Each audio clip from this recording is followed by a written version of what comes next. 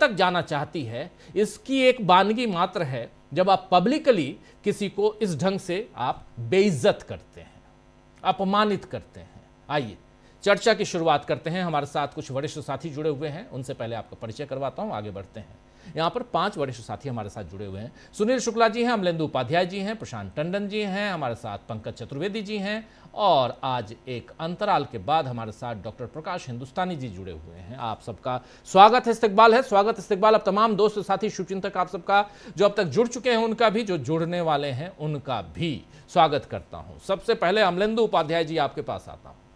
अमलेंदु जी, राहुल गांधी की यह तस्वीर दिखाई दे रही है, शुरुआत यहीं से, कैसे देखते हैं आप और क्या कहेंगे इस पर? कांग्रेस पार्टी के तमाम नेता, विपक्ष के नेता इस पर अपनी प्रतिक्रिया दे रहे हैं, लेकिन भारतीय जनता पार्टी के प्रवक्ताओं का कहना है कि राहुल गांधी सीरियस नहीं है, इसलिए हम लोग भी उनको नॉन सीरियस लेते हैं, पीछे बैठा देते हैं। राजीव जी, बीजेपी कुछ भी तर्क दे सकती है। बीजेपी कल को ये भी कह सकती है कि मोदी जी बहुत नॉन सीरियस आदमी है, इसीलिए हमने उनको प्रधानमंत्री बनाया ताकि देश का बेड़ा गर्क कर सकें। तो बीजेपी वाले राजीव जी कुछ भी तर्क दे सकते हैं, उनके तर्कों का क्या है। बहरहाल राजीव जी, वो शायद डॉक्टर बशीर बद्र का शेर है कि घर में मिलेंगे उतने ही छोटे कद के लोग, दरवाजे जिस मकान के जितने बुलंद हैं। तो जितना बड़ा दल है उतने ही छोटे कद के लोग भारतीय जनता पार्टी में हैं राजीव जी, और ये ओछी मानसिकता जो है बीजेपी की, ये साफ तौर पर दर्शाती है। ऐसा नहीं है कि बीजेपी में हमेशा से ओछे लोग रहे हो, ऐसा भी नहीं है राजीव जी। जो चित्र आपने दिखाया इससे पहले कि यूपीए के समय जो था, आडवाणी जी को सबसे आगे बैठाया गया है, सुषमा स्वराज को सबसे आगे बैठाया गया है। अटल जी के समय में भी ये रवायत जो थी वो जारी रही। लेकिन जब से मोदी जी आए हैं तब से राजीव जी, मोदी जी तो बड़े हो गए हैं, बीजेपी काफी छोटी हो गई। तो ये मोदी जी की सोच जो है, ये वो यहाँ सामने निकल कर आ रही है कि दरवाजे जिस मकान के जितने बुलंद हैं, घर में मिलेंगे उतने ही छोटे कद के लोग। तो जितनी बड़ी बीजेपी है, मोदी जी जो है वो उस छोटे कद के और होते चले जा रहे हैं। तो ये सामने निकल कर राजीव जी आ रहा है। बहरहाल राजीव जी देखिए, आप तीसरी पंक्ति में बैठा दें या सबसे आखिरी पंक्ति में बैठा दें या ना बुलाएं, तो इससे कोई मान अपमान इसलिए नहीं है कि ये तो मोदी जी के हाथ में है। अब हालांकि ये तो राष्ट्रपति का कार्यक्रम है, उनको भी ध्यान रखना चाहिए था। इससे पहले भी राजीव जी हुआ था, राहुल गांधी को और मल्लिकार्जुन खड़गे को राष्ट्रपति के कार्यक्रम में भोज जो था उसमें नहीं बुलाया गया। इस तरह की चीजें भी हुई। तो इस तरह की चीजें हो रही हैं। सबसे खराब बात राजीव जी क्या है कि 70 सालों में ऐसा कभी नहीं हुआ कि राष्ट्रपति निवास जो है और राष्ट्रपति का पद जो है वो देश की अंदरूनी राजनीति में इस तरीके से मोहरा बना। लेकिन अब ये हो रहा है। ये 2014 के बाद से लगातार इस तरीके की चीजें देखने में आ रही हैं और ये चीजें लगातार बढ़ती चली जा रही हैं।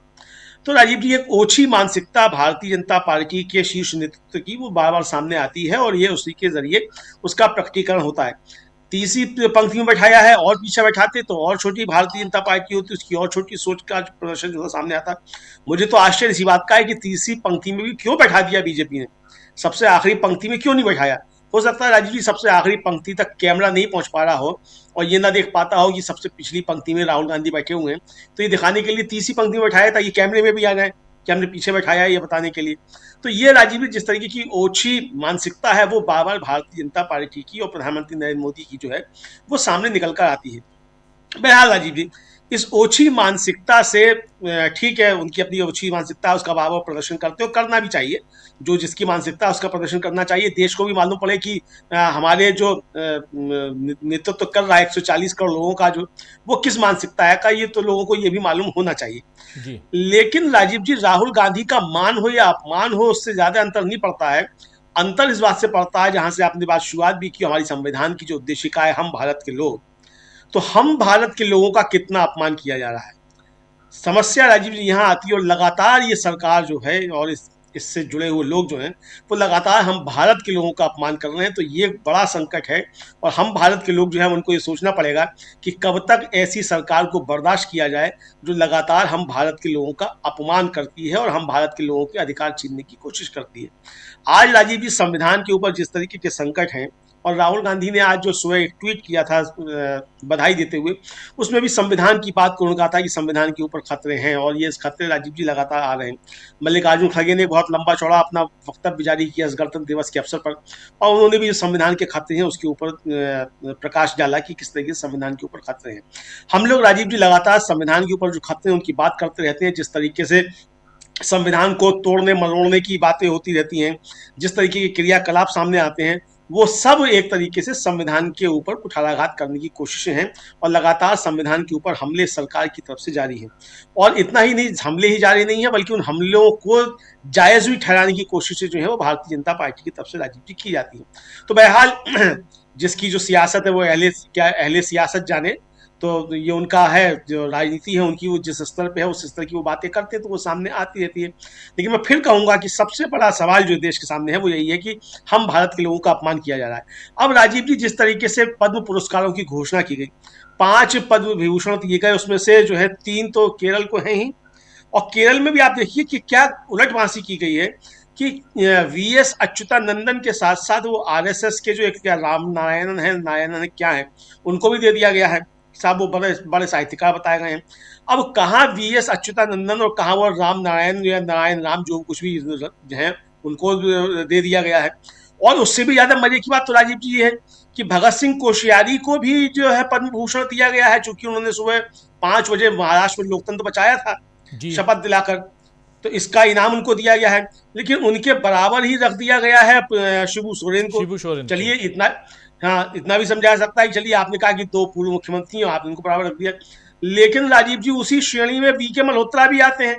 अब ये कौन है बीके मल्होत्रा, मुझे नहीं मालूम कौन है बीके मल्होत्रा। जब बताया गया कि वो जनसंघ के संस्थापकों में से हैं, भाजपा के बड़े नेता रह चुके हैं। भगत सिंह कोश्यारी जी बता ही रहे हैं कि वो स्वयं सेवक हैं और उसके लिए संघ के लिए ही काम करते हैं, गवर्नर रहे तब भी संघ के लिए काम करते रहे, तो ये उन्होंने साबित करके दिखाया। तो अब संघ के लोग जो हैं उनको सम्मानित किया जा रहा है। अब जो उत्तर प्रदेश से जो वायलिन वादक हैं वो एम राजन, उनको जो दिया गया है राजीव जी, वो उत्तर प्रदेश से नहीं है, मूलतः वो जो है वो तमिलनाडु की हैं, तो वहां भी चुनाव है। तो जहां जहां चुनाव, दिन में हम लोगों ने ब्रेकिंग की थी तो यही कहा था कि जहां जहां चुनाव वहां पद्म पुरस्कार। अब इसके जरिए राजीव जी चवन्नियां जो ढूंढी जा रही है उन राज्यों में जहां जहां चुनाव है। चूंकि जब उत्तर प्रदेश में जब दिया गया था एक भारत रत्न, उससे पहले एक नेता थे, उनसे पूछा गया कि आप यूपीए छोड़ रहे हैं और एनडीए में जा रहे हैं, तो उन्होंने कहा था कि क्या मैं चवन्नी हूं जो पलट जाऊंगा। और उसके बाद जैसे ही उनके दादाजी को मिला भारत रत्न तो वो पलट गए। तो अब यही भारत रत्न और पद्म विभूषण और पद्म भूषण देखिए चवन्नियां तलाशी जा रही हैं पूरे देश भर में जहां जहां चुनाव है, कि कुछ चवन्नियां मिले तो कुछ पलटे, तो कुछ पलटे तो कुछ भला हो। तो लेकिन राजीव जी पूरे देश भर में ऐसा थोड़ी कि चवन्नियां ही खड़कती रहती हैं। अरे एक आध चवन्नी कोई बची रह गई थी पर चलन से बाहर हो चुकी है तो थी पलट, जिसे पलटना था वो पलट गई। अब ऐसा थोड़ी है कि सारे देश में चवन्नियां जो खाली पड़ी हुई है, जब बिक नहीं रही है, चल नहीं रही है। तो बहरहाल राजीव जी तलाश जो है वो चवन्नियों की जा रही है। अच्छी बात है, अच्छे लोगों को भी मिले हैं पद्म पुरस्कार, लेकिन उसका एक क्राइटेरिया जो होना चाहिए, आखिर क्या स्टेटस है, क्या योगदान है, उसके आधार पर होना चाहिए। आप शिबू सोरेन के साथ आप पीके मल्होत्रा और भगत सिंह कोश्यारी को रख दें तो राजीव जी ये भगत सिंह कोश्यारी और पीके मल्होत्रा का तो सम्मान हो सकता है, लेकिन शिबू सोरेन का घोर अपमान है। और अच्युतानंदन के साथ जो है आप रख दें वो नारायणन साहब को, तो ये अच्युतानंदन का अपमान है। और मजेदार बात यह राजीव जी की पद्म भूषण जो दिया गया है, जो एजवा समुदाय के हैं केरल के नटेशन साहब, उनका पिछले अक्टूबर में ही एक बयान जो था वो काफी ज्यादा वायरल हुआ। एक पॉडकास्ट में उन्होंने कहा कि इन पद्म पुरस्कारों की अब कोई हैसियत नहीं है, पहले इनका मान हुआ करता था, अब ये जितने चाहो उतने खरीदे जा सकते हैं। उनको भी पद्म भूषण दिया गया है। हमारी इस पर कोई टिप्पणी नहीं है कि खरीदे जा सकते हैं कि नहीं खरीदे जा सकते, मगर जिन सज्जन को दिया गया है उनका बयान ये फिर से वायरल हो रहा है कि ये पद्म सम्मान जो है ये जितने चाहो उतने खरीदे जा सकते हैं। जी राजीव जी जी प्रशांत टंडन जी, प्रशांत जी, बात वहीं से राहुल गांधी की तीसरी पंक्ति में बैठाना, और राहुल गांधी जब तीसरी लाइन में बैठते हैं तो फिर कांग्रेस पार्टी यहाँ हमलावर हो जाती है, और भारतीय जनता पार्टी राहुल गांधी को सीरियसली लेती ही नहीं है। लेकिन आप सीरियसली नहीं लेकर देश के एक संवैधानिक पद, ये जो नेता प्रतिपक्ष का पद है, वो ऐसा तो है नहीं कि पार्टी ने पद दे दिया हो, उसका एक प्रोटोकॉल है, उस हिसाब से है। और इसलिए संवैधानिक पद का और ऐसे ही विपक्ष की जो तौहीन करने की एक परंपरा शुरू हुई है, इसको कहां तक आप जाते हुए देखते हैं? जो रिपब्लिक डे था, गणतंत्र दिवस का समारोह, ये बीजेपी का इंटरनल मैटर नहीं है, ये देश का है, ये राष्ट्रीय पर्व है। बीजेपी सत्ता में रहते हुए उसका मैनेजमेंट देखती है केवल, तो मैनेजर को यह अधिकार नहीं है कि वो परंपराओं को तोड़े। कोई आप अगर किसी के घर में कोई समारोह है तो वो टेंट लगाने वाला और कुर्सी लगाने वाला नहीं तय करेगा कि कौन कहां बैठेगा। ये राष्ट्रीय पर्व है, एक बात। दूसरी बात राजीव जी ये है कि ये बात राहुल गांधी और कांग्रेस की तो है ही नहीं, ये बात है 66% हिंदुस्तान की। एनडीए को 44% लोगों ने वोट दिया है, बीजेपी को 36% लोगों ने वोट दिया है। तो अब सबसे जो ज्यादा बड़ा वोट शेयर है वो 66% है, जिसके नेता प्रतिपक्ष राहुल गांधी है। तो ये 66% हिंदुस्तान का अपमान है कि उनको आप आगे, राहुल गांधी का व्यक्तिगत मामला है ही नहीं। मामला तो यह कि आप लोकतंत्र को कैसे देख रहे हैं, आप संवैधानिक परंपराओं के प्रति आपका क्या अप्रोच क्या है आपकी। और एक आखिरी बात कि मेरे घर अगर कोई आए राजीव जी, और मैं खुद सोफे में बैठ जाऊं और आने वाले मेहमान को मैं स्टूल दूं, तो सवाल मेरी शिक्षा और मेरे संस्कार पर खड़े होते हैं कि मुझको मेरे बड़ों ने क्या संस्कार दिए, मेरी शिक्षा क्या है, मेरे नैतिक मूल्य क्या है। आने वाला व्यक्ति तो हमारा मेहमान है, उसको हम जहां बैठाएंगे वहां बैठ जाएगा। तो मोदी जी ने अपनी शिक्षा और अपना संस्कारों का परिचय यहां दिया है। राहुल गांधी का इसमें व्यक्तिगत अपमान नहीं, अपमान किसी का हुआ है तो 66% हिंदुस्तान का हुआ है, जिसने कि विपक्ष को वोट दिया है। राहुल गांधी अकेले कांग्रेस के नेता लोकसभा में नहीं है, वो नेता प्रतिपक्ष हैं। एक बात। दूसरी बात, जो 38 पद्म भूषण अवार्ड दिए गए जहां चुनाव हैं, तमिलनाडु, केरल, पुडुचेरी, असम, एक पैनिक दिखाई दे रहा है, घबराहट दिखाई दे रही है मोदी जी में, और उनको लग रहा है कि ये सारा जो पिछला उनका जो वो काम है दक्षिण भारत की उपेक्षा करना, वो इन पद्मा अवार्ड से वो रिपेयर कर देंगे। यानी अभी 10 दिन पहले आपके चुने हुए गवर्नर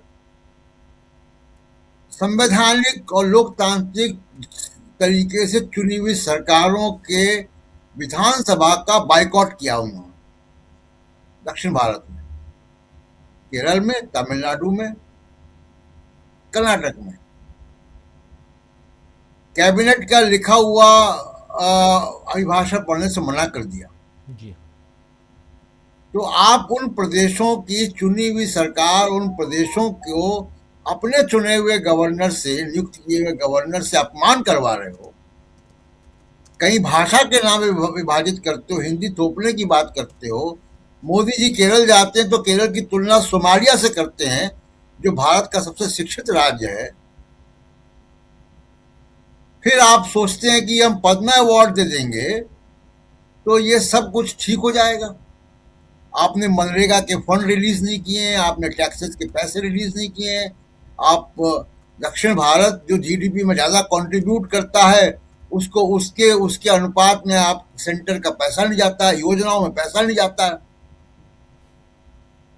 उनके मुख्यमंत्रियों का सम्मान नहीं होता है, उनकी संस्कृति का सम्मान नहीं होता है, और उसके बाद आप 2-3-4 लोगों को पद्मा अवार्ड दे दोगे तो आप सोचोगे कि आपने वहां के चुनाव जीत लिए। तो मुझे लगता है कि कोई एक घबराहट है कि किसी तरीके से 2025 में क्या हुआ था, क्योंकि मोदी जी राजनीति कर रहे हैं तो हम भी राजनीतिक विश्लेषण ही करेंगे ना इस मामले में। जी बिल्कुल। तो 2024 में 240 में सिमटने के बाद 2025 में कुछ चुनाव जीते गए, 24 और 25 में, और वो जो घाटा हुआ था, जो परसेप्शन खराब हुआ था, जो कमजोरी दिखाई दी थी, उसको बराबर करने का काम हुआ। हालांकि वो सारे चुनाव विवादित हैं, सारे चुनाव में इलेक्शन कमीशन का एक भूमिका है और गड़बड़ियां हैं, सवाल खड़े हैं उसमें। हम लोग भी उन सारे चुनाव में गए थे, हम लोगों ने भी देखा कि नतीजे वैसे नहीं है जैसे दिख रहे थे। अब 2026 के जितने चुनाव हैं उनमें एक असम को छोड़ के और पुडुचेरी में पार्टनर के जरिए सरकार को छोड़ के बाकी कहीं सरकारें नहीं है। रिकॉर्ड बताता है कि जहां सरकार नहीं है वहां चुनाव आप नहीं जीत पाते हो। झारखंड का एग्जाम्पल हमारे सामने, महाराष्ट्र में सरकार थी, आपने मैनेज कर लिया, झारखंड में सरकार थी, आप नहीं कर पाए। बिहार में नीतीश कुमार थे, सरकार थी, पार्टनरशिप में आपने मैनेज कर लिया चुनाव। तमिलनाडु, केरल, पश्चिम बंगाल में आपकी सरकारें नहीं है, आप चुनाव हारोगे, उसके बाद मोदी जी के ऊपर तमाम तरीके के सवाल खड़े होंगे। अंदर पार्टी के अंदर जो विरोध दिखाई दे रहा है, जो जिसको डबल इंजन कहा जा रहा है, वो डबल इंजन अब बड़े हो गए हैं। चाहे वो महाराष्ट्र के देवेंद्र फडणवीस हों, चाहे वो उत्तर प्रदेश के योगी आदित्यनाथ हों, दोनों दिल्ली की तरफ आना चाहते हैं। तो ये सारे जो चीजें हैं वो बढ़ जाएंगी अगर 2026 के चुनाव वैसे नहीं गए जैसे 2024 और 25 के विधानसभा चुनाव गए। इसलिए ये पैनिक नजर आ रहा है, जो पैनिक और घबराहट पद्मा अवार्ड तक में दिखाई दे गई। जी राजीव जी बिल्कुल बिल्कुल, आप सही कह रहे हैं। ये पद्मा अवार्ड की हम बात कर रहे हैं, आखिर क्यों ऐसा। सुनील शुक्ला जी, ज़रा आपके पास आना चाहता हूं और शुरुआत यहीं से करें। राहुल गांधी या विपक्ष के नेता मल्लिकार्जुन खड़गे के साथ भी वही हुआ जो राहुल गांधी के साथ किया गया है, लेकिन विपक्ष के नेताओं के साथ इस ढंग का, और आप याद कीजिए जब आए थे रशिया के राष्ट्रपति व्लादिमीर पुतिन, तब राहुल गांधी को नहीं बुलाया गया था, मल्लिकार्जुन खड़गे को भी नहीं बुलाया गया था राष्ट्रपति के यहाँ डिनर पार्टी में। जो सबको बुलाया गया, कांग्रेस पार्टी के एक कद्दावर नेता कह सकते हैं, क्योंकि वही है, वही उन्हीं का अप्रोच है वहाँ तक पहुँचने का, शशि थरूर, उनको बुलाया गया। लेकिन राहुल गांधी विपक्ष के नेता या उधर विपक्ष के नेता मल्लिकार्जुन खड़गे, कांग्रेस पार्टी के अध्यक्ष, उनको नहीं बुलाया गया। ये कौन सी परिपाटी सेट करने की कोशिश की जा रही है सत्ता पक्ष की तरफ से? वही पर पार्टी है कि विपक्ष को स्वीकार नहीं करना है, ये वही पर पार्टी है कि असहमति को स्थान नहीं देना है, ये वही पर पार्टी है कि जो इनकी बातों से सहमत है उसी को महत्व देना है, बाकी किसी को महत्व नहीं देना है। आप इस मोदी सरकार से क्यों उम्मीद कर रहे हैं? आप सवाल है कि विपक्ष के नेता का एक प्रोटोकॉल है, वो उसका एक दर्जा है। आप अगर राहुल गांधी को जो स्थान मिलना चाहिए, मल्लिकार्जुन खड़गे को जो स्थान मिलना चाहिए, वो किसी का एहसान थोड़े है, ये तो बाकायदे उसकी व्यवस्था है। क्यों? सबसे बड़ी पंचायत तो लोकसभा है, पहली सीट उसको मिलती है विपक्ष नेता को, आप किसी जगह बैठा देंगे? क्यों व्यवस्था बनाई गई कि पहली पंक्ति की पहली सीट, पहला होगा उपाध्यक्ष का और दूसरी सीट होगी विपक्ष के नेता की? ये परंपरा है, राज्यसभा में यही व्यवस्था है। क्यों ये व्यवस्था की गई? और उसके आधार पे कोई आपको संकेत मिलता कि नहीं मिलता? मतलब जो दर्जा सत्ता पक्ष में सदन के नेता और प्रधानमंत्री, अगर प्रधानमंत्री सदन के नेता है तो पहली सीट, अगर वो सदन के नेता नहीं है और प्रधानमंत्री है तो दूसरी सीट। विपक्ष के नेता के साथ भी स्थिति है कि लोकसभा का उपाध्यक्ष पहली सीट और विपक्ष के नेता की दूसरी सीट। लोकसभा का उपाध्यक्ष अगर अस्तित्व में नहीं है तो पहली सीट विपक्ष के नेता को मिलती है, पहली लाइनें मिलती है उसको। इसीलिए तो प्रावधान किया गया, यह देश संविधान निर्माताओं ने व्यवस्था दी, आप उसको मानने के लिए तैयार नहीं है। केंद्रीय मंत्रिमंडल के मंत्रियों के परिजनों और उनके रिश्तेदारों को आप अगली पंक्ति में बैठाएंगे और विपक्ष के नेताओं को आप पांचवी पंक्ति में बैठाएंगे। मुझे तो आश्चर्य होगा कि पांचवी पंक्ति में क्यों बैठा दिए, अंतिम पंक्ति में बैठाना चाहिए, कोई देख भी ना सके। और फिर ये भी एक नैरेटिव बनाइए कि वो राहुल गांधी और मल्लिकार्जुन खड़गे तो गणतंत्र दिवस का विरोध करते हैं, ये तो समारोह में शामिल नहीं होते, और अगली 5-10 लाइन का फोटो दिखाते रहिए। क्यों बैठा दिया 5वीं लाइन में? ये तो मैंने किसने इनको ज्ञान दे दिया? ये कहां से इनको ज्ञान आ गया? अगर आप विपक्ष को सम्मान नहीं देते तो किस लोकतंत्र की बात करते हैं आप? किसकी? और अब राहुल गांधी को अगर आप 5वीं और 7वीं लाइन में बैठा देंगे तो राहुल गांधी विपक्ष के नेता नहीं रहेंगे। राहुल गांधी की लोकप्रियता में कोई कमी आ जाएगी। सत्तारूढ़ दल को जो चुनौती उनकी तरफ से है वो समाप्त हो जाएगी। लोग मान लेंगे कि नहीं नहीं नहीं, तो 5वीं लाइन में बैठे थे इसलिए बता ही नहीं रह गए। कौन सी, माने आप प्रयास करके यह सिवाय अपमानित करने की कोशिश है और क्षुद्र आचरण है। इस आचरण से कोई ऐसा नहीं कि आप राहुल गांधी का राजनीतिक रूप से बहुत नुकसान कर देंगे, वो तो संभव ही नहीं है। लेकिन लगातार पुतिन का जो दौरा हुआ था उसमें भी आप याद कीजिए, और इस तरह के उदाहरण अभी तक भारतीय जनता पार्टी के लोग, कांग्रेस के जमाने में जो भारतीय जनता पार्टी के साथ आचरण था, जो विपक्ष की पार्टी थी, तो कभी भी ऐसा नहीं हुआ। आप, और यह केवल गणतंत्र दिवस समारोह की बात नहीं है। आप एक उदाहरण नहीं बता सकते हैं पिछले 1 दशक से जो मोदी सरकार सत्ता में है जिसमें किसी भी फोरम पर विपक्ष के नेताओं को स्थान दिया गया, जबकि यही इसी देश की परंपरा रही कि विपक्ष के नेताओं को बाकायदे अंतर्राष्ट्रीय मंच पर भेजा गया, अंतर्राष्ट्रीय मंच पर देश की बात रखने के लिए भेजा गया। यह हमारे आपके सामने का इतिहास है। लेकिन वजह इसकी क्या मैं मानता हूं कि यह डरा हुआ आचरण है। ये लगता है आपको कि कोई ऐसा व्यक्ति न सामने आ जाए जिसकी चर्चा वर्तमान जो हुक्मरान है उनसे ज्यादा होने लगे, या जो विपक्ष का नेता जिन मुद्दों को उठा करके शहर शहर डगर डगर घूम रहा है उसकी चर्चा बनी रहे। क्यों नहीं आप बात करते हैं? लेकिन अगर आप असहमति को स्थान नहीं देते, विपक्ष के नेता को स्थान नहीं देते, तो आप लोकतंत्र विरोधी हैं। लोकतंत्र में विपक्ष के नेता की एक महत्वपूर्ण उपस्थिति है, और आप संवैधानिक मान्यताओं के खिलाफ आचरण करते हैं। संवैधानिक व्यवस्था भी नहीं है कि आप इस तरह की कोशिश करें, और ये इस तरह की साजिशें सफल नहीं होती है। आप को ये माने कि आप राहुल गांधी को बुलाएंगे नहीं, राहुल गांधी को बैठने नहीं देंगे, खड़गे साहब को आप आमंत्रित नहीं करेंगे, तो ये कांग्रेस की चर्चा खत्म हो जाएगी। ये संभव नहीं है। कांग्रेस आज 40 सीटों की पार्टी है, इनके तमाम विरोधों के बावजूद, और विरोध भी राजनीतिक विरोध नहीं है, हर तरह के हथकंडे अपना लिए गए। चुनाव में जो पार्टी का अकाउंट है वो सीज कर दिया गया, जो चंदे मिलने के रास्ते हैं उनमें अवरोध पैदा किए गए, पार्टी में को तोड़ने की कोशिश की गई, दल को बढ़ावा दिया गया, केंद्रीय एजेंसियों का दुरुपयोग किया गया। जितने भी रास्ते हो सकते हैं सब रास्ते अख्तियार किए गए, बावजूद इसके पार्टियां के 100 सांसद जीत करके आए। तो यह केवल यह बताता है कि आपके सोच में कितनी व्यापकता है या कितनी संकीर्णता है। इससे राहुल गांधी का कोई नुकसान होता हो या विपक्षी नेताओं का कोई नुकसान होता हो, या संभव नहीं। और केवल राहुल गांधी नहीं, और भी विपक्षी दलों के नेता हैं, किसी को आप नहीं दिखाई, कोई नहीं दिखाई पड़ रहा है। राहुल गांधी को तो आप दिखाई दे रहा है, और भी तो विपक्ष हैं, किसी को आपने कोई स्थान नहीं दे रहे हैं आप। तो ये इससे भारतीय जनता पार्टी को कुछ हासिल हो रहा हो, या राहुल गांधी या विपक्षी नेताओं का कोई नुकसान हो रहा हो, मुझे ऐसा नहीं लगता। अब आप पद्म पुरस्कारों की बात कर रहे हैं। आज की तारीख में राजीव जी, पद्म पुरस्कारों की घोषणा हो, आप लिस्ट पढ़ लीजिए, आपको पता चल जाएगा कि किस राज्य में चुनाव होने वाला है। फिर आपको यह जानकारी करने की जरूरत नहीं है, इलेक्शन कमीशन का यह नोटिफिकेशन जाने की आवश्यकता नहीं है कि कहां चुनाव होगा, वो बिहार में चुनाव होने वाला है कि केरल में चुनाव होने वाला है।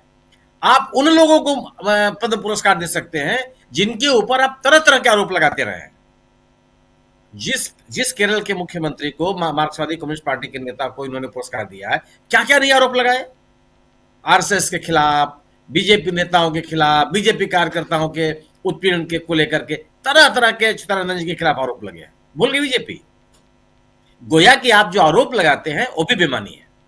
आप चुनावी लाभ के लिए आरोप लगाते हैं, और चुनावी लाभ के लिए उन आरोपों से अपने आप को विड्रा भी कर लेते हैं।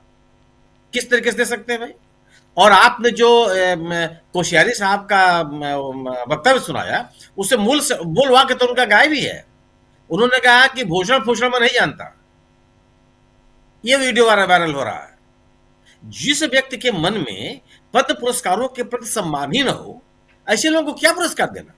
और कोश्यारी साहब क्या कोई संविधान की रक्षा के लिए याद किए जाएंगे? क्या लोकतंत्र को बचाने के लिए याद किए जाएंगे? लोकतांत्रिक मूल्यों, संस्थाओं, परंपराओं को मजबूत करने के लिए जाने जाएंगे? वह एक ऐसे व्यक्ति के रूप में आज उनकी पहचान बनी हुई है जिसने एक चुनी हुई सरकार के ऊपर आघात करने की कोशिश की, एक तोड़ फोड़ करके एक सरकार, और जिस मूल दल से आते हैं उसकी सरकार बनाने का उन्होंने प्रयास किया। आज धारणा नहीं बन रही है उनके बारे में, आपने उनको भी दिया।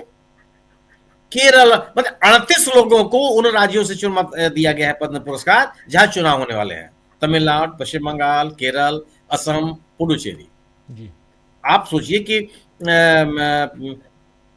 बिहार कितना बड़ा राज्य है, क्योंकि वहां चुनाव नहीं होना है, तब कर्पूरी ठाकुर जैसे लोग याद नहीं आएंगे।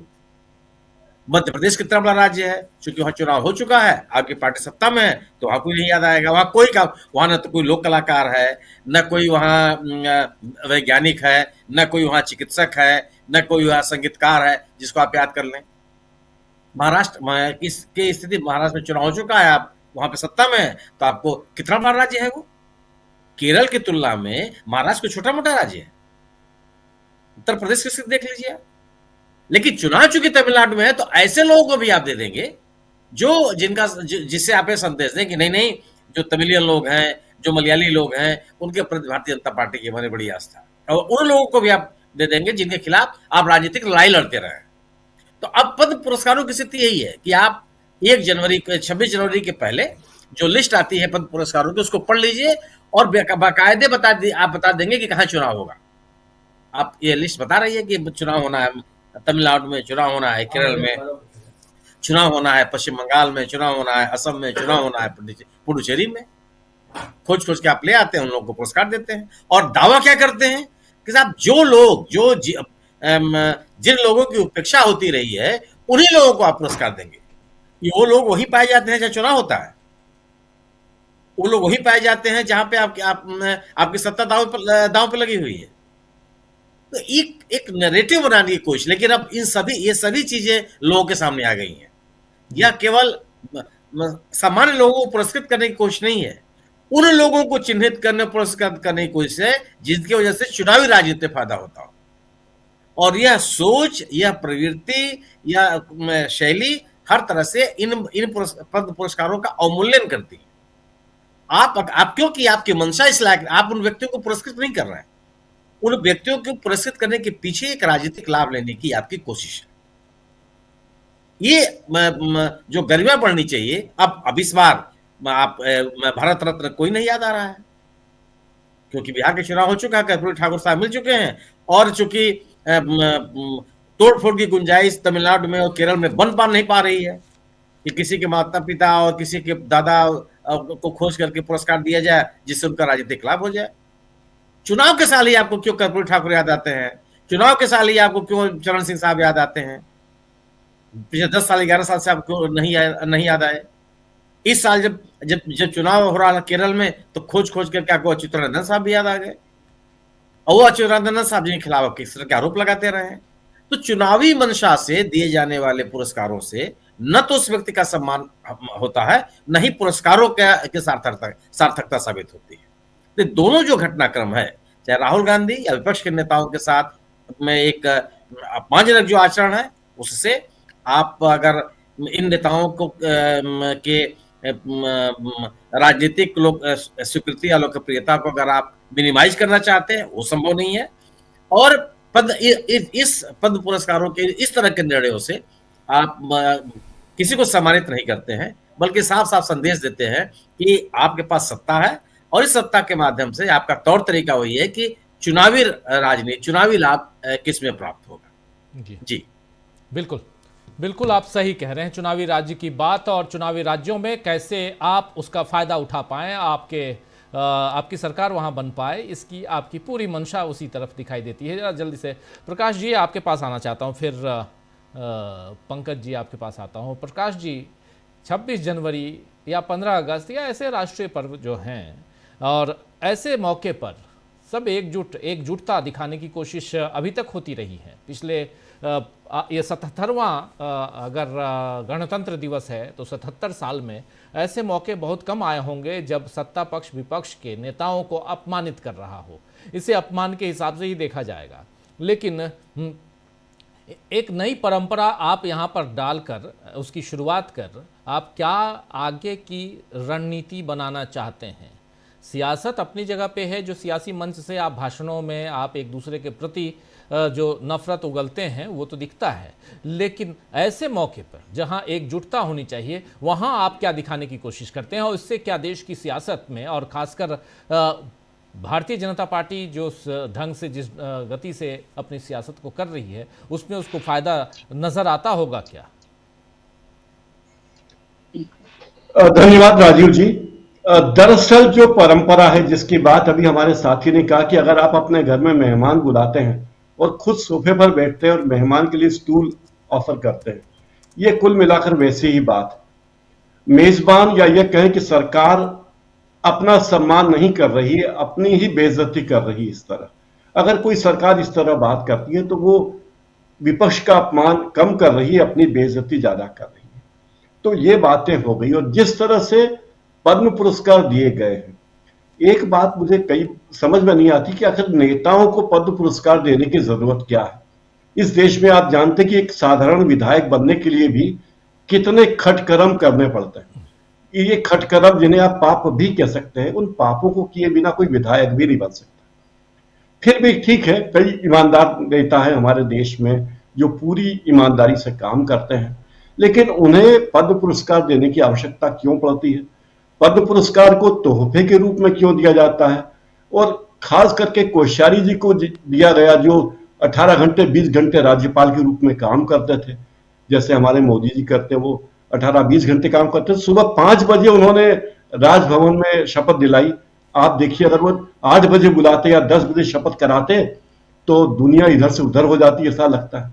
तो ऐसे से लोगों को, और जो बाद में अभी बयान में भी खास साफ साफ कहते हैं कि मैं आरएसएस का कार्यकर्ता हूं, मुझे परवाह नहीं है कोई कुछ भी कहे, यानी आपको लोगों की बातों की कोई परवाह नहीं है। ये बात आप साफ साफ खुल कर कह रहे हैं।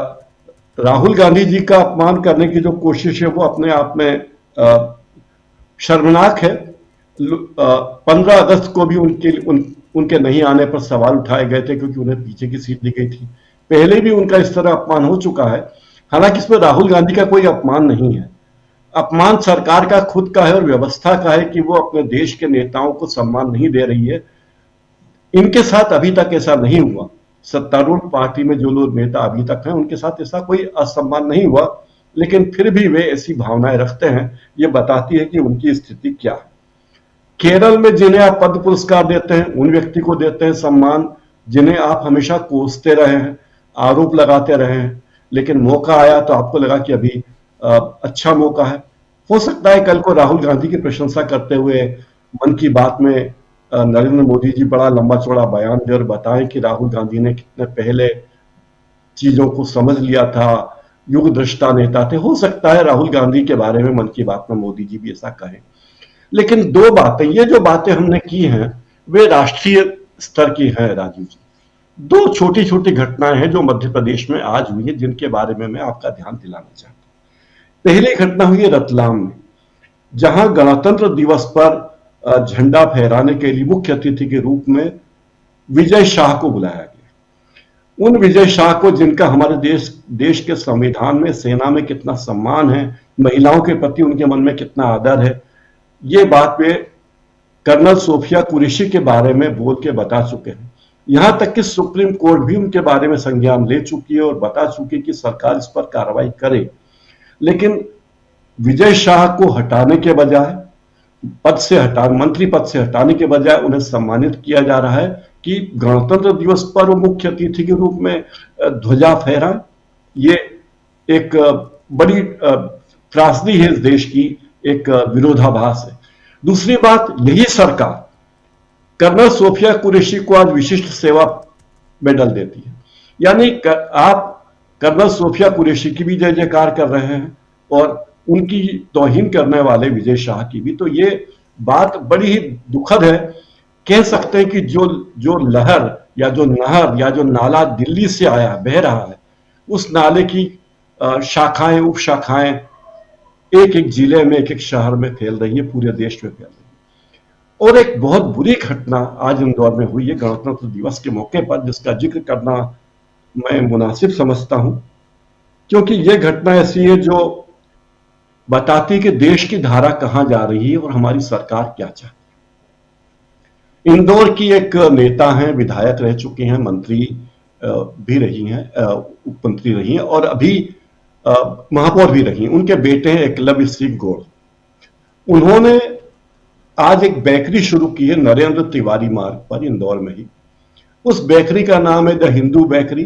कोई गलत बात नहीं है, पहले भी राम भरोसे हिंदू होटल टाइप दुकान होती रहती थी, तो ऐसी कोई गलत बात नहीं कि राम भरोसे हिंदू होटल की तरफ हिंदू बेकरी खोले। लेकिन इंदौर में जो सबसे बढ़िया बेकरी है, ये बताने की जरूरत नहीं कि वो मुस्लिमों द्वारा संचालित है और बहुत लोकप्रिय है, सभी लोग वहां जाते हैं, कोई जाति धर्म का भेदभाव नहीं। सबसे आपत्तिजनक बात, जो बातें, एक नहीं कई बातें, एक बात तो यह है कि उसके संचालक एकलव्य सिंह गौड़ कहते हैं कि यह हिंदू बेकरी है, यहां विधर्मियों को आने की जरूरत नहीं है, यहां से माल लेने की जरूरत नहीं है, केवल हिंदू लोग ही यहां से माल लें। तो ये एक वाहियात शर्मनाक घटना आज इंदौर में हुई है और मुझे लगता है कि हम इसकी आलोचना जितनी की जाए, शब्दों में इसकी आलोचना नहीं हो सकती। जरूरी है कि सरकार इस पर कोई कार्रवाई करे, बातचीत करे कि आप इस तरह की बातें नहीं करें। नाम में हिंदू होटल हो सकता है, कोई इतनी मुश्किल बात नहीं है, लेकिन जिस तरह से हिंदू बेकरी रखा गया, खास बात यह कि प्रज्ञा सिंह ठाकुर जैसी सबसे अयोग्य सांसद, जो देश के इतिहास की सबसे अयोग्य सांसद रही हैं, प्रधानमंत्री मोदी जी ने भी उनको अब तक माफ नहीं किया होगा, ऐसा मुझे भरोसा है। वे भी इस कार्यक्रम में एक अतिथि के रूप में आई थी और उन्होंने कहा कि यह बेकरी में हिंदू संस्कृति और शुद्धता पर जोर देगी। इसका उद्देश्य विकल्प उपलब्ध कराना है जो विधर्मियों से बनी या उनके द्वारा हैंडल की गई खाद्य सामग्री का उपयोग करते हैं। तो ये क्या बात हुई? अगर कोई हिंदू नहीं है और उसने बेकरी खोल ली तो वो अखाद्य हो गया क्या?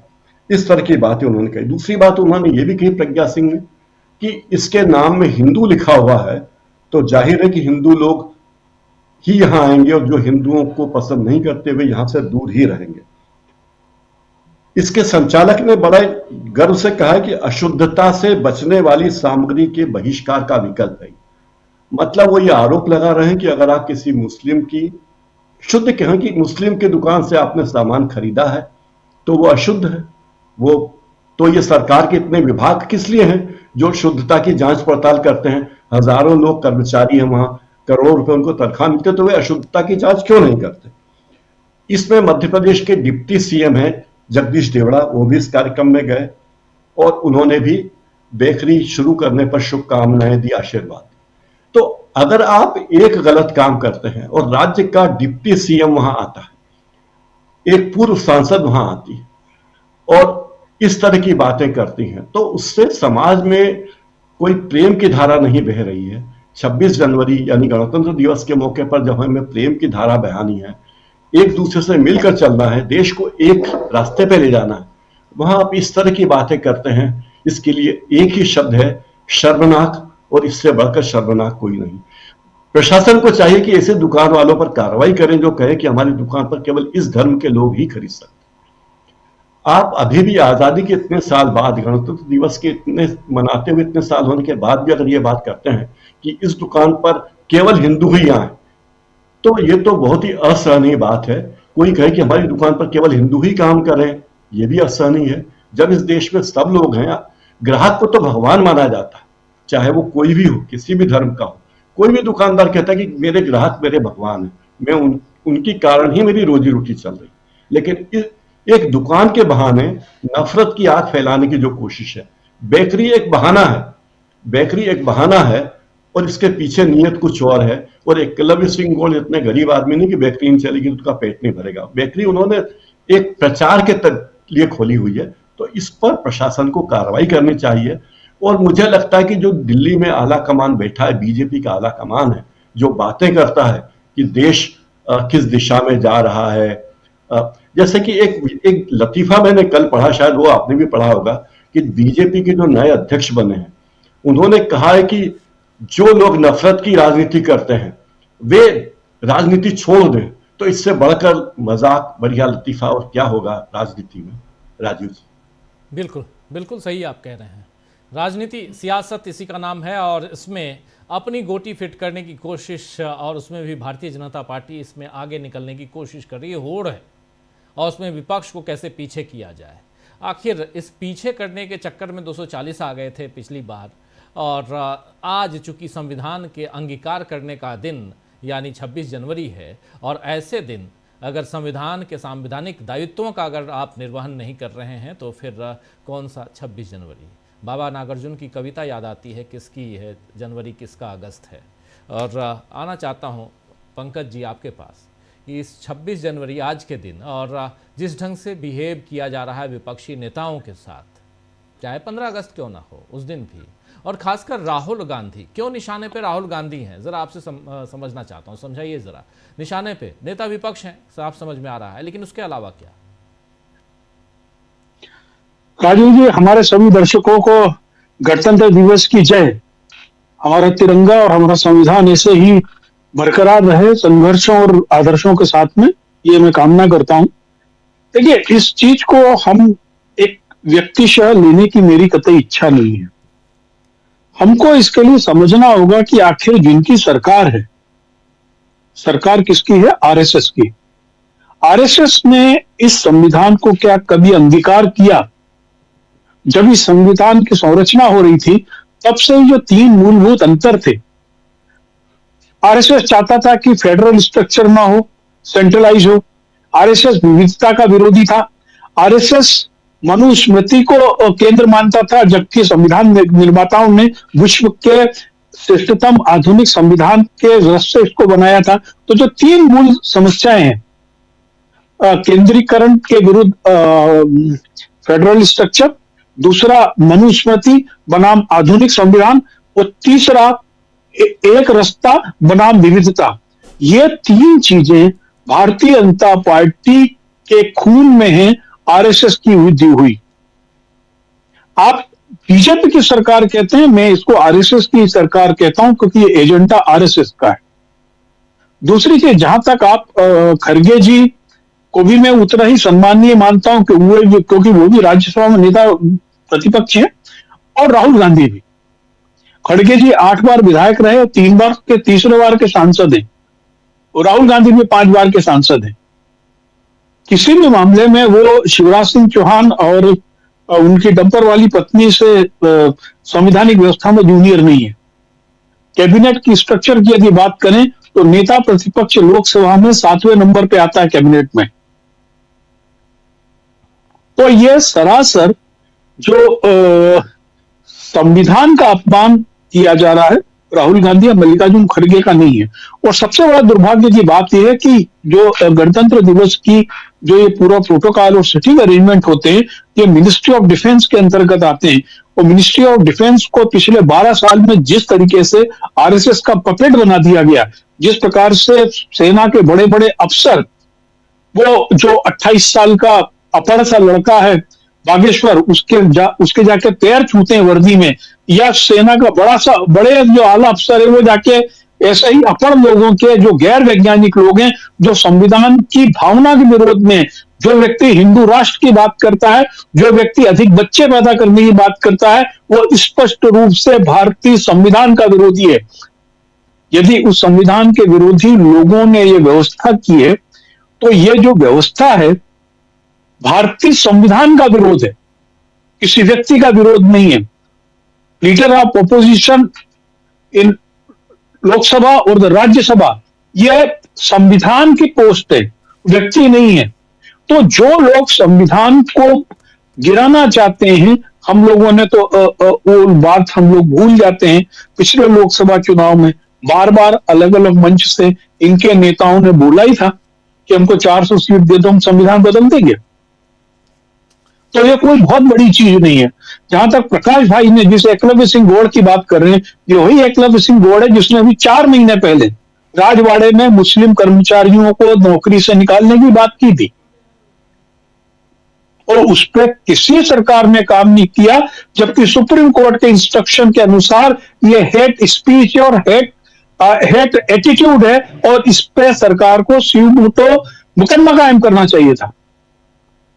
और आप एकलव्य सिंह बोर्ड तो किसी संवैधानिक पोस्ट पे नहीं है, आप असम के मुख्यमंत्री हिमंता शर्मा जी क्या कहेंगे, जो गणतंत्र दिवस के दिन फिर रिपीट कर रहा है कि मुझे मियां मुसलमानों में न तो वोट चाहिए न मैं वहां पे उम्मीदवार खड़ा करूंगा।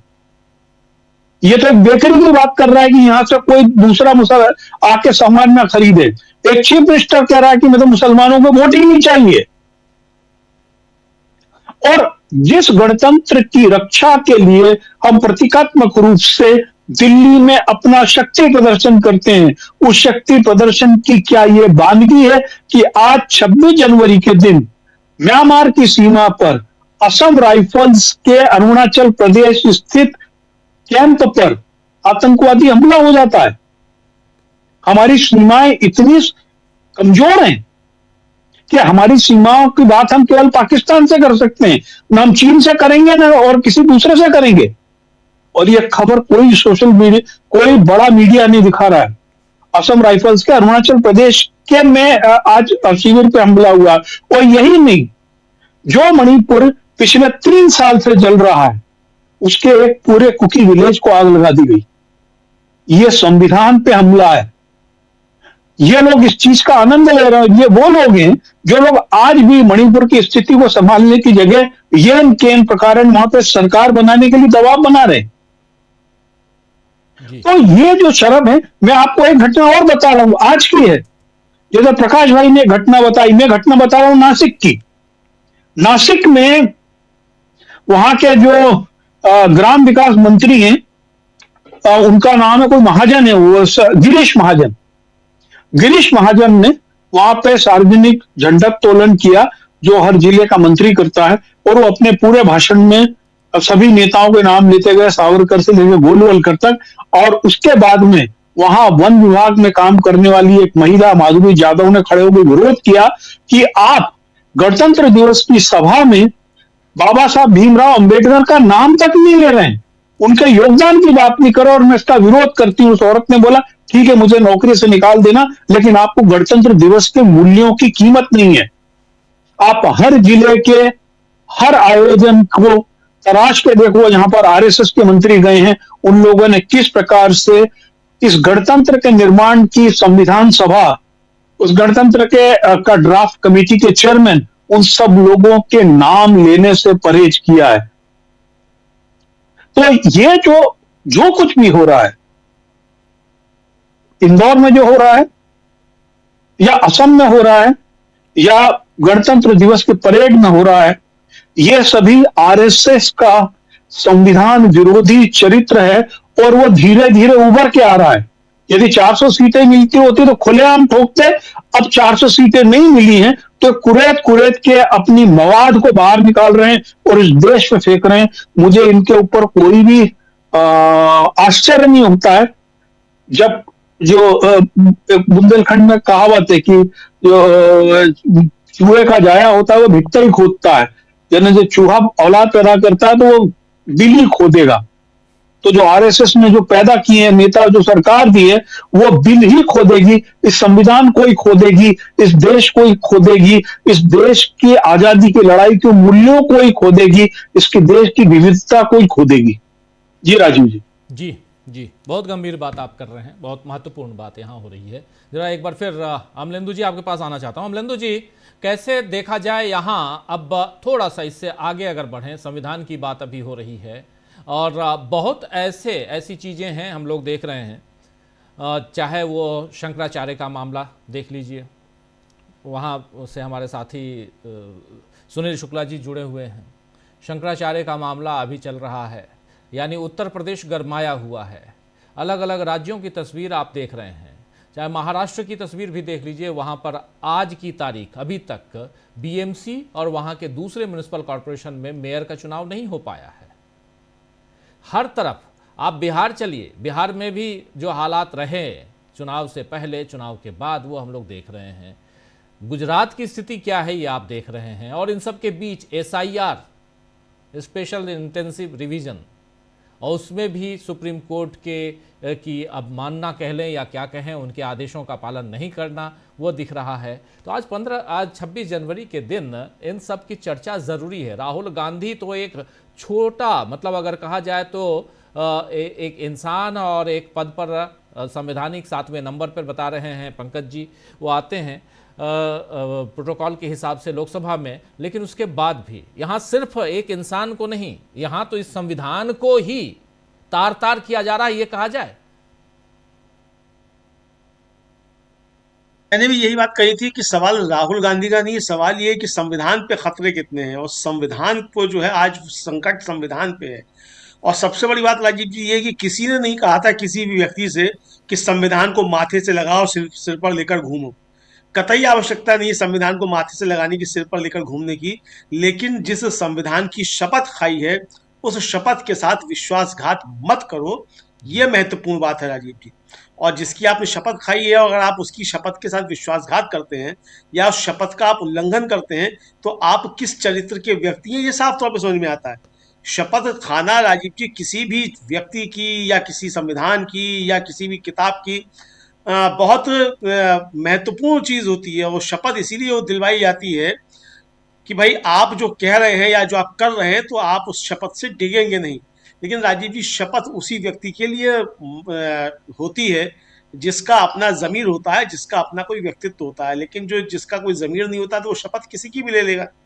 मंदिर में लोग खड़े होकर अपने बेटों की जो है कस्में खाए जाते हैं और सफेद झूठ बोलकर कस्में खाए जाते हैं, तो ऐसे लोग भी हैं। तो राजीव जी जो मंदिर में खड़े होकर अपने बेटों की कसम झूठी खा जाएं, तो उनसे आप क्या उम्मीद कर सकते हैं। तो वही बात है कि उम्मीद की जाए तो किससे की जाए। लेकिन सवाल राजीव जी किसी व्यक्ति से किसी उम्मीद का है ही नहीं। सवाल यह है कि जो संविधान से शपथ खाकर संवैधानिक पदों पर बैठ गए हैं, उनसे अब ये भी नहीं व्यक्ति के तौर पे कि उन्होंने क्या क्या किया क्या नहीं किया। महत्वपूर्ण बात यह है कि अगर संविधान की शपथ लेकर संवैधानिक संस्थाओं के प्रमुख जगहों पर बैठे हुए लोग संविधान के साथ कुछ छेड़छाड़ कर रहे हैं या संविधान का अपमान कर रहे हैं, तो ये एक चिंता का विषय है। और ये संविधान राजीव जी कोई सेहत महत में नहीं मिल गया था। ऐसा नहीं था कि शाखा में जाकर नमस्ते सदा वत्सले की संविधान बन गया। संविधान बनने की प्रक्रिया भी लंबी थी। और संविधान बनने की जब नौबत आई, तो वो हजारों लोगों के बलिदान के बाद आई थी। 150 साल से ज्यादा का संघर्ष अंग्रेजी हुकूमत के खिलाफ था। उसके बाद देश आजाद हुआ और तब जाकर इस संविधान बनने की स्थिति पैदा हुई। और जो लोग अंग्रेजों के समय आजादी के आंदोलन का विरोध कर रहे थे, वो इस संविधान की कीमत समझ भी नहीं सकते राजीव जी, क्योंकि उनका कोई योगदान भी नहीं इस देश की आजादी में।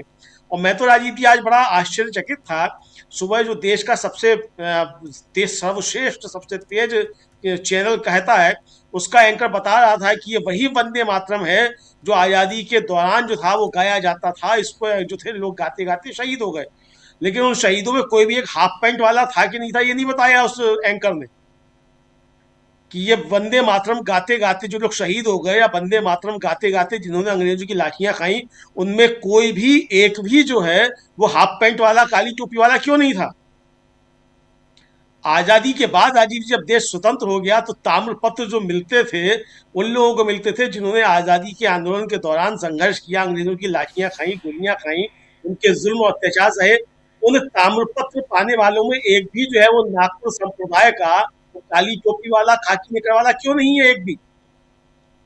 और आज राजीव जी ये दिवालियापन समझा जा सकता है कि जब आप पद्म पुरस्कारों की घोषणा करते हैं, तो आपको जो है झाड़ पोछ कर दूसरे दलों से लोग लेकर आने पड़ते हैं। मतलब आप उसमें दलीय राजनीति भी जब आप कर रहे हैं, तो आपको अपना जो है कोई एक व्यक्ति ऐसा नहीं मिलता है जिसका इस देश के आजादी के आंदोलन में और संविधान बनाने में जिसका एक घर का भी योगदान है। तो ये है राजीव जी। तो इसलिए संविधान के ऊपर संकट ज्यादा इसलिए है।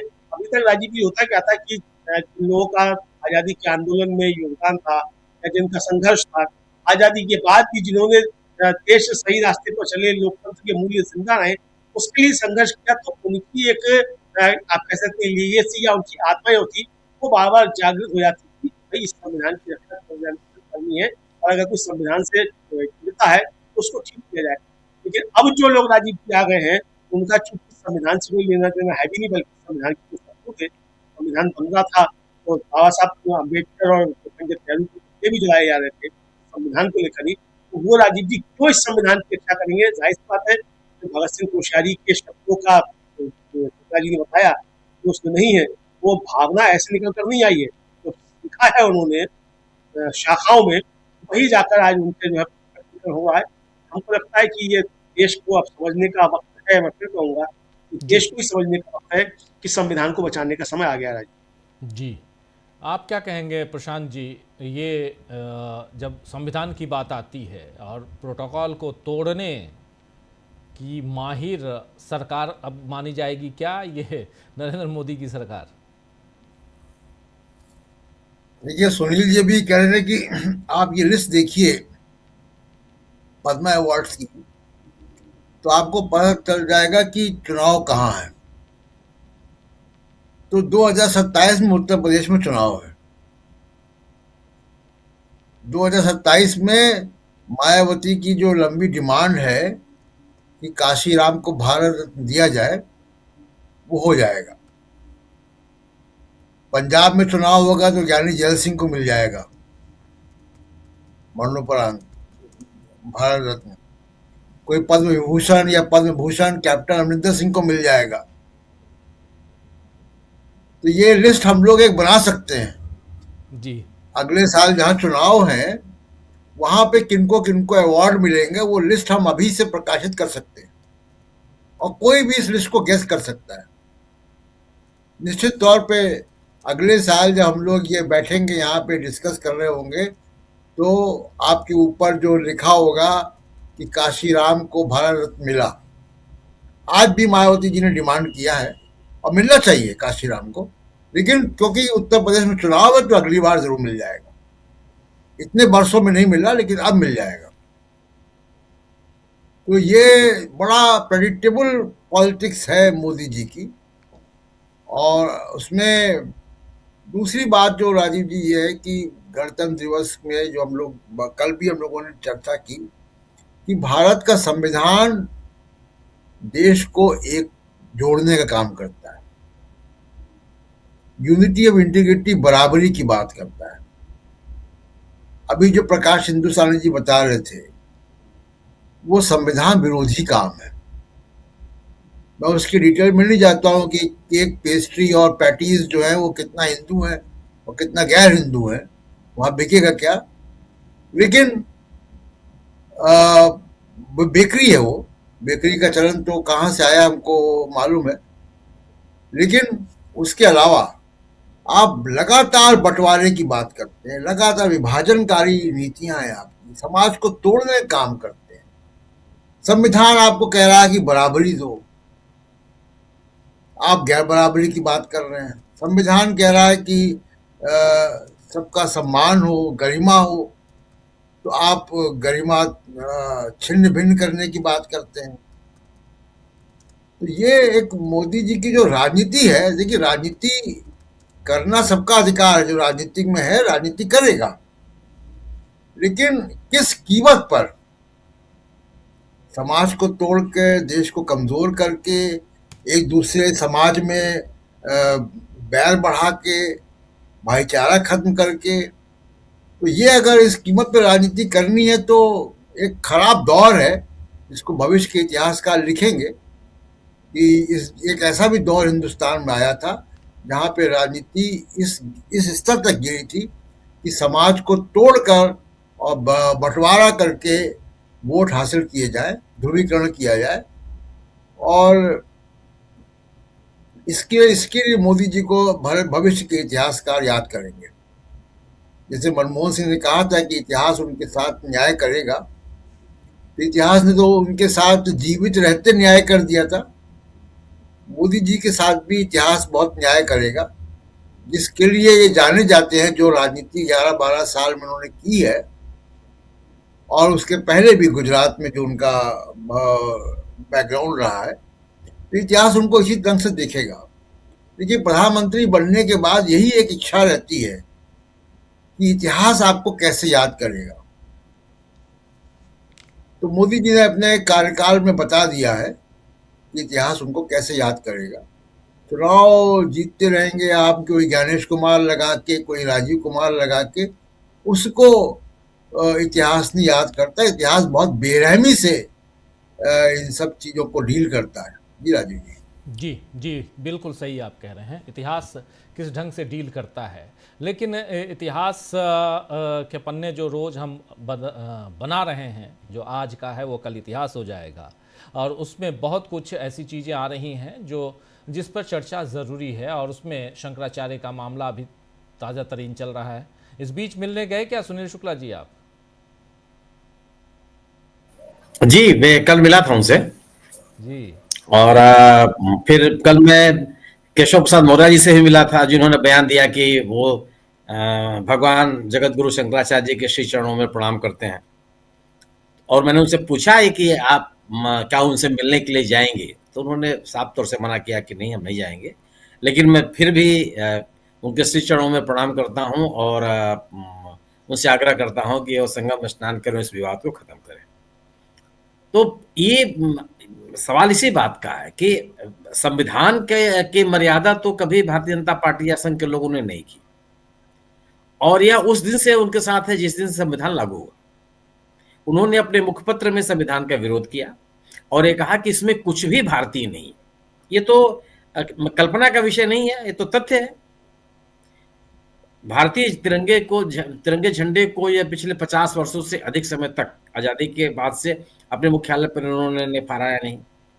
जिन लोगों ने, जिन 3 युवकों ने वहां झंडा फहराने की कोशिश की, उनके खिलाफ मुकदमा दर्ज कर दिया।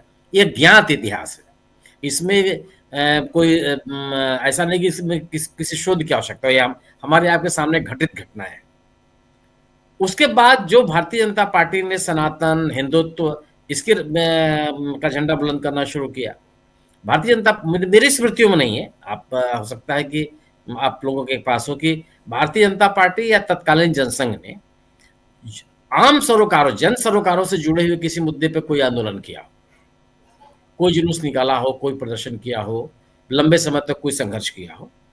लेकिन सनातन के विस्तार, सोमनाथ का मंदिर, अयोध्या में राम मंदिर, वाराणसी में कॉरिडोर, इन तमाम विषयों को लेकर के इनके अपने अपने कार्यक्रम होते रहे और पद यात्राएं निकालते रहे। जी। ऐसे में सनातन के